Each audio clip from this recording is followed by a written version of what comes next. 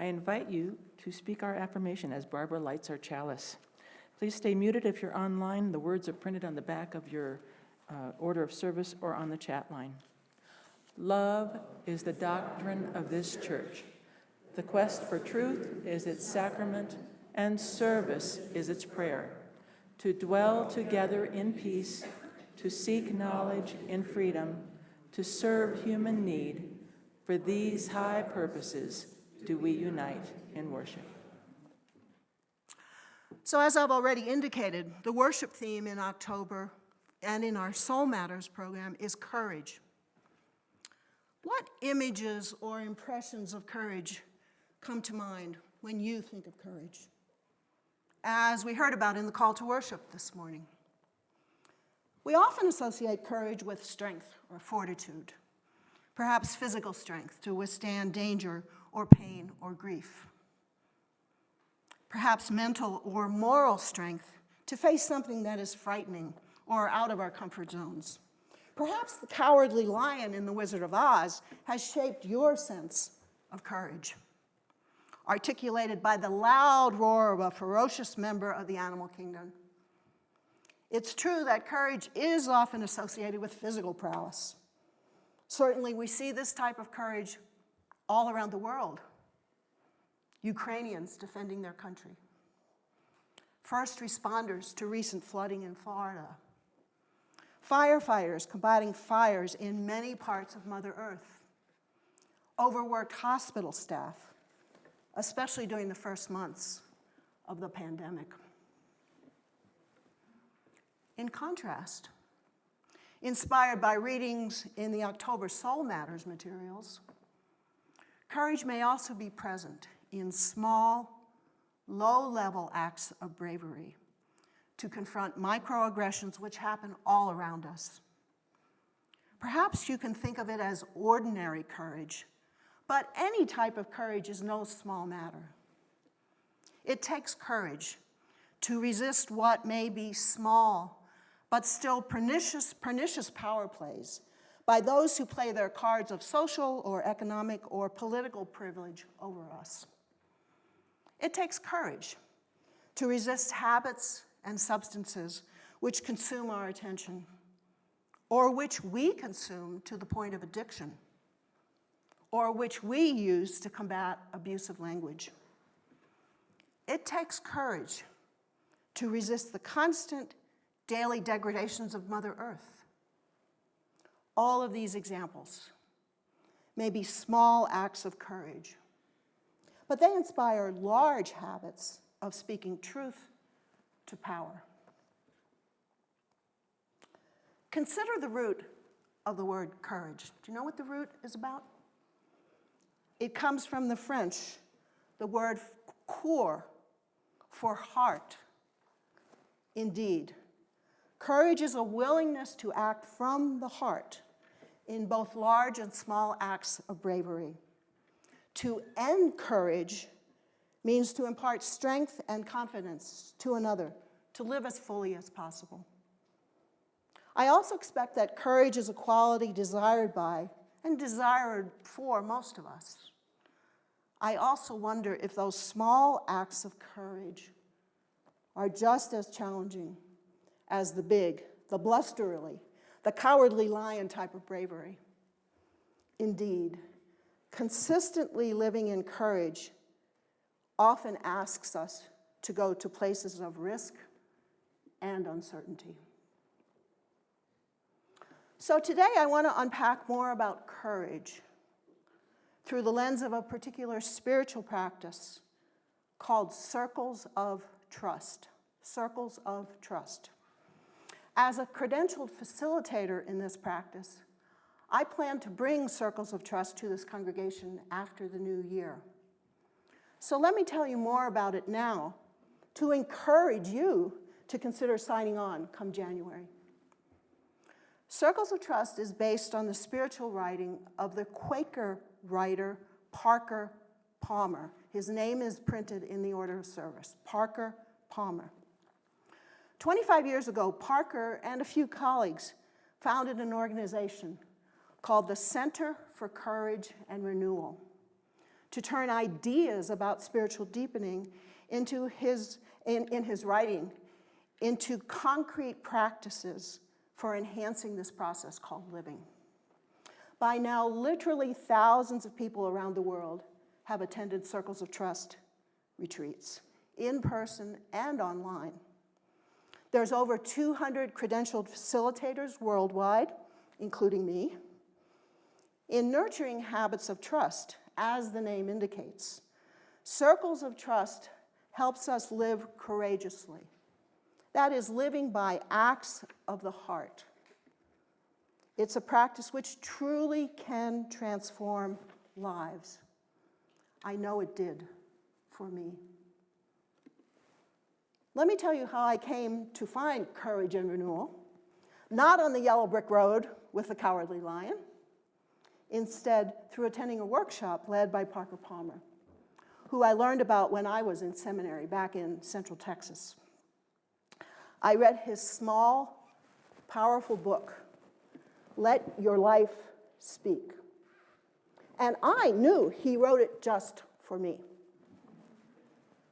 In this book, he spoke powerfully about how to live what he calls an authentic life, which he labels courage work.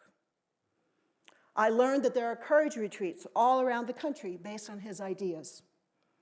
The first time I was minister in Colorado about 15 years ago, I attended a series of 5 courage retreats that were coordinated with the seasons. This was up in Colorado Springs that I did this. These retreats offered me the most authentic exploration of myself I had ever known. I continued to attend retreats, and then I applied, and luckily was accepted to become a facilitator in this program.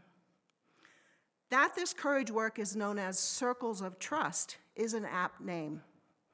The habits and the practices of the program teach us in deep, intimate ways to relate to one another through trust.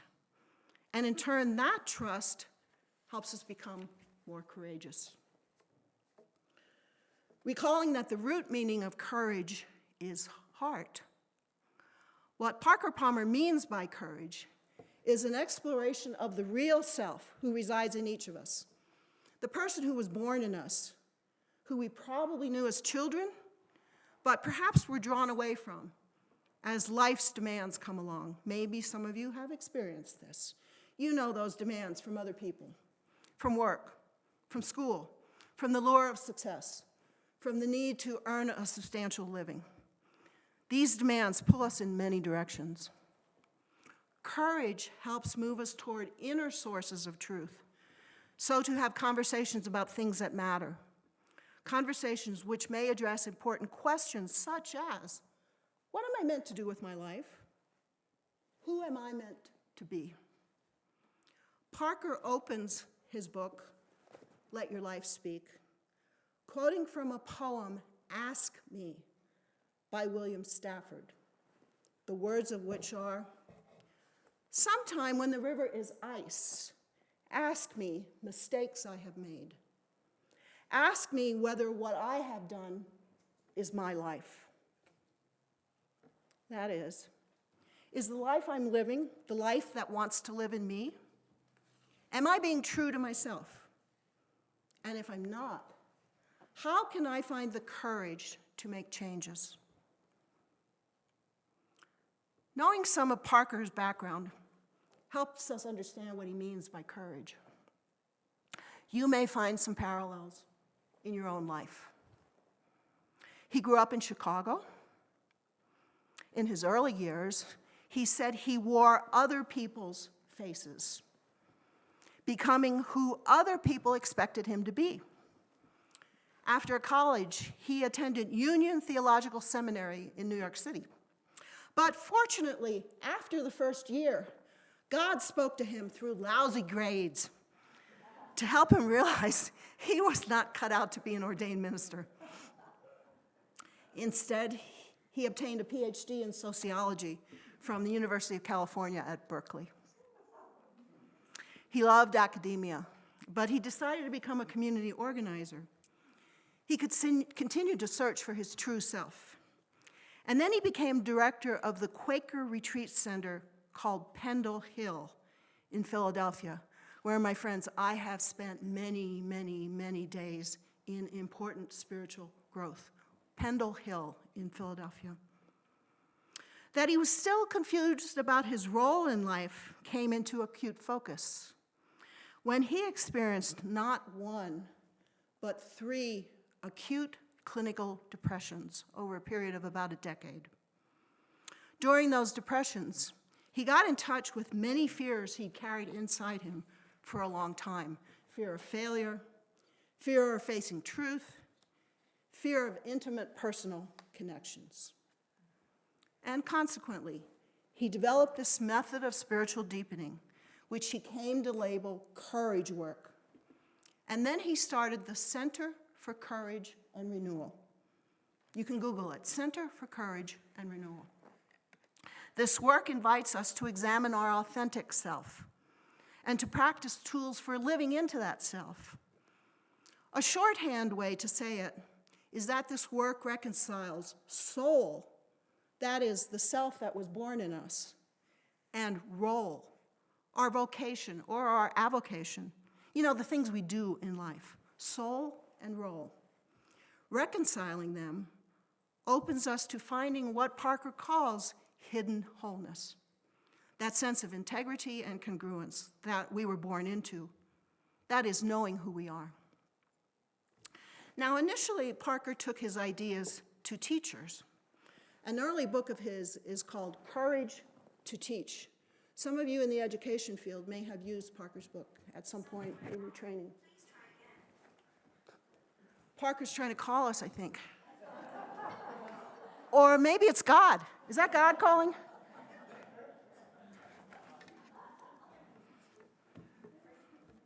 I'll take it to be Grace calling. As I said, Parker took his ideas to teachers. Then the Center for Courage and Renewal branched out to work with clergy, and then the medical field, and then more general leadership training. More recently, there's a courage program called Soul of Aging. In case any of you happens to be aging, you may be interested in this program, for which there are retreats all around the country, by the way, in addition to what I'm going to offer. I hope you can see many applications of this critical call for more authenticity, integrity, and trust. Qualities especially important for persons in position of power and authority. So just to describe Circles of Trust a bit more specifically when we offer it in January. This is a small group ministry program, similar to covenant groups, which I know some of you participate in. We'll have probably no more than 12 in a group, and we'll run more than one group as needed, preferably in person, but I can be persuaded to running an online group if there's enough interest. Initially, I'll probably plan 4 sessions, probably 2 to 3 hours each, perhaps meeting every 2 weeks or perhaps once a month. The series will be on a particular topic, and I haven't decided yet what topic. I'm still getting to know you and your transitioning needs, so I haven't quite decided the focus. But it could be something like a program on the seasons, like I said I attended initially. We have a program called Geography of Grace, which might be apropos. That is turning to places in nature for graceful spiritual inspiration. So I haven't quite decided yet what program will follow.